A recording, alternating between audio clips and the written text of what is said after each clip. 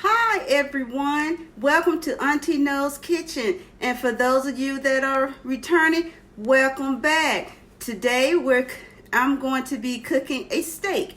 Yes, I'm going to be cooking a steak, and I'm going to show you how you can cook that great steak and have it melt in your mouth like butter. And there's, the key to cooking that great steak is to get a good sear on both sides, and I'm going to show you how to do that. Before we get started, let me give some encouraging words to someone. No matter what you're out there battling, mind, body, spirit, your bed, laying in the bed can sometimes be your worst enemy. I know. I cannot stay in bed. I have to get up. And this YouTube channel really has given me like a new leash of life. Some days are really hard and some days are really good. So, you got to take your good days and embrace them and just get out there. And if you can't get out there and enjoy the world, live your best life to the best of your ability. Not according to anyone else's standards, according to your abilities. And so with that being said, let's get to cooking. Okay, what I have, yes, it are two pieces of sirloin steak. I got these from Sam's, and I have my cast iron skillet. I have just a little bit of oil in here. And cast iron heats up really, really fast. And so you need tongs.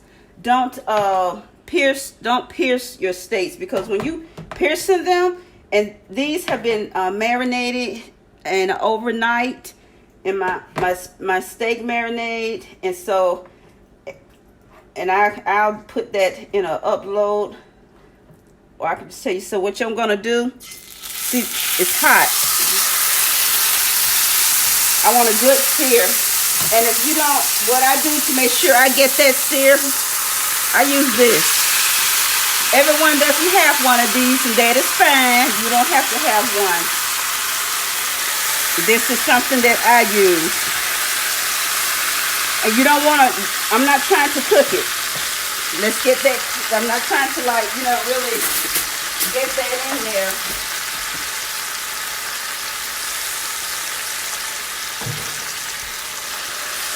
I just want a good sear, then we'll get to cooking.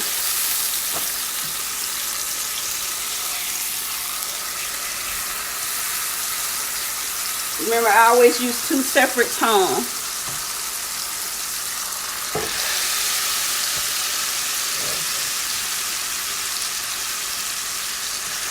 So I'm going to get a good sear on this side.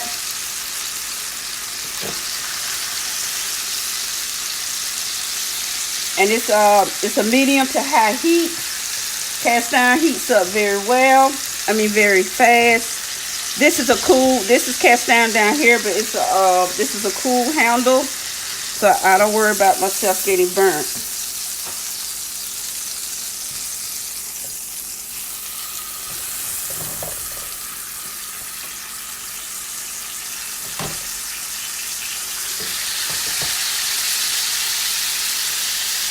So what searing does, it seals in the natural juices.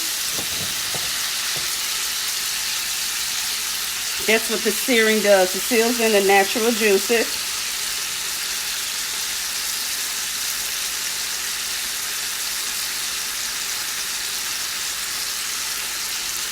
Okay, I'm going to get these seared on both sides, and then I'll come back and I'll show you exactly what that sear that we're looking for. Okay, now what I'm going to do, I'm going to take a stick of butter, and I'm going to show you what I'm doing. The reason why we are using this stick of butter, not a stick of butter, this is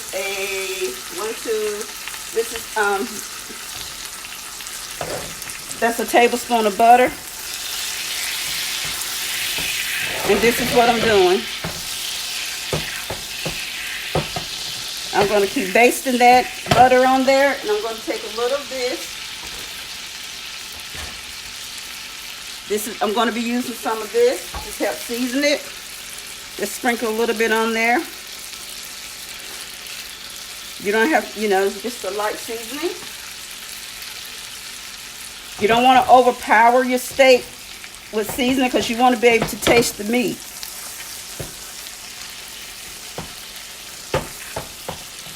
I'm just going to continue to baste it.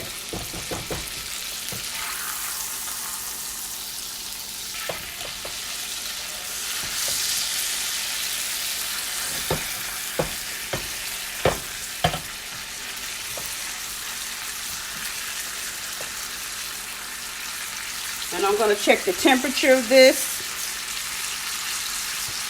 because he likes his steak medium. You check them.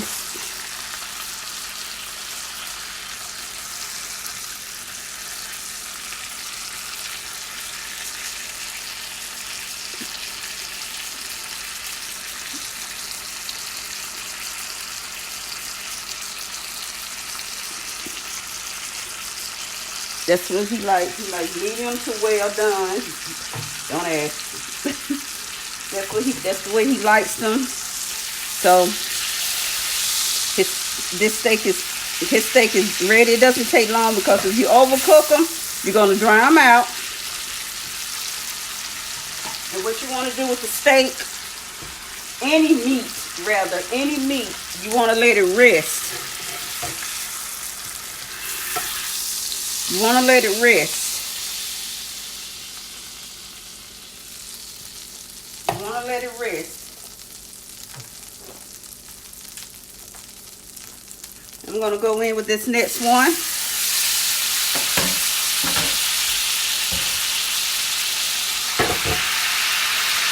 Get this seared. We'll be right back.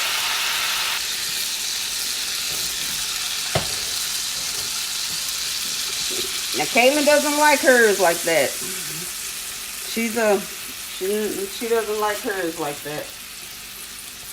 Again, I'm still going to baste it. I turned the heat down because she doesn't like hers medium well.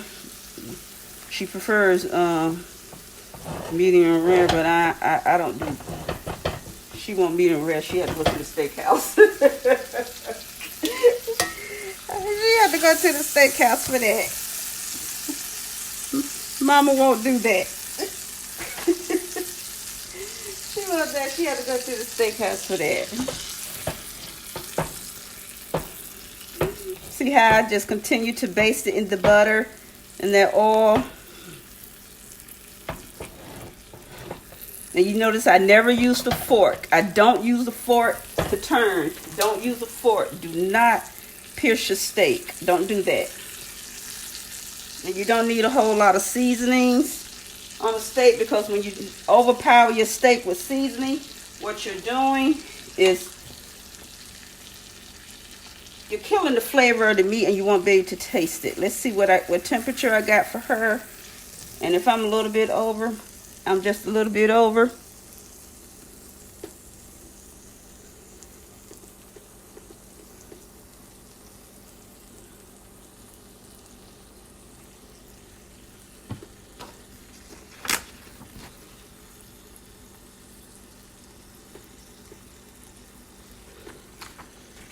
I'm at 140. That's good enough.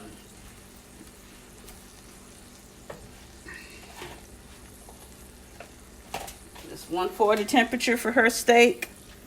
And I'm going to put them on separate plates so you guys will see what I'm talking about. His steak has been resting, so I'm going to cut into his steak a little bit and show you what it looks like on the inside. 1 second. No, I'm going to leave the camera running so you all can see exactly what plate is. His is on green, hers will be on blue. Okay.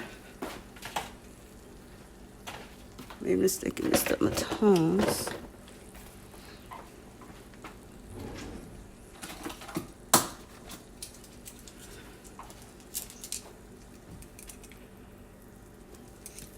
Let hers rest over here because His has been resting some, so I'm gonna cut into his a little so you guys can see exactly what see the inside of his.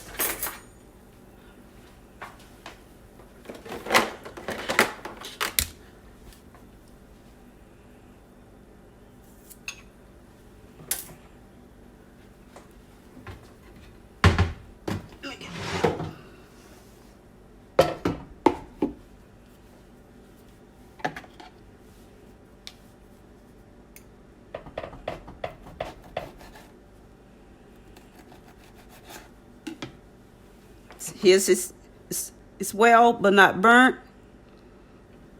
Can you see that? Okay. Oops.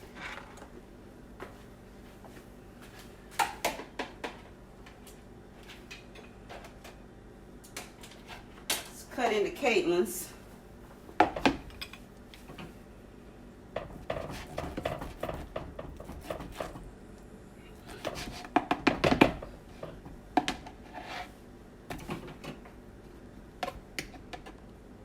Medium well. If I can pick it up. Medium well. I want to eat that, but this is how she likes her steak. Medium well. Temperature, you know, on a medium well, you know, you want to make sure that temperature on that medium well, you know, is at least 136. I took 136 to 136, 140. I took it to, you know, it's 140. I took it off at 140. Removed it from the heat at 140, you know. So I took it off the heat at 140. So this is her steak. Enjoy, love bug. So guys, that is how you can get a great steak. Now to the marinade, what I did, it was tenderizer, some garlic powder, some onion powder, Worcestershire sauce, and a little bit of olive oil. And only thing I did was, you know, marinate that overnight. But I did use a meat stabber. I'll show you what I'm talking about.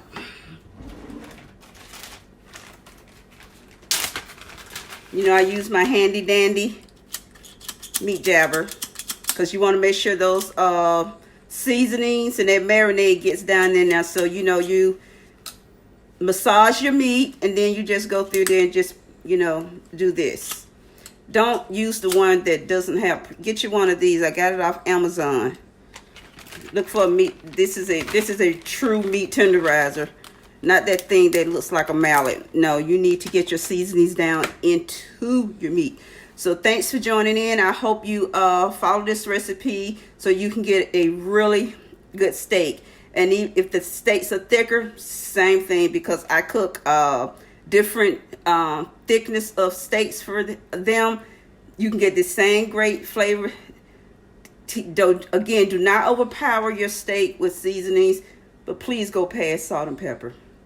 Go past salt and pepper. There, you know, go past that. You can even add, turn your butter into some garlic butter by adding a little bit of garlic powder and a little bit of garlic to the pan. But continue to baste your steak as it cooks. Continue to baste it as it cooks. Definitely, you get your meat thermometers. You can check those temperatures. You're looking for medium well, rare, medium rare. Get you a meat thermometer. Until the next video, guys. Hugs and kisses. Love you. Thanks for stopping in. I appreciate all of your support. Love, Auntie. Bye.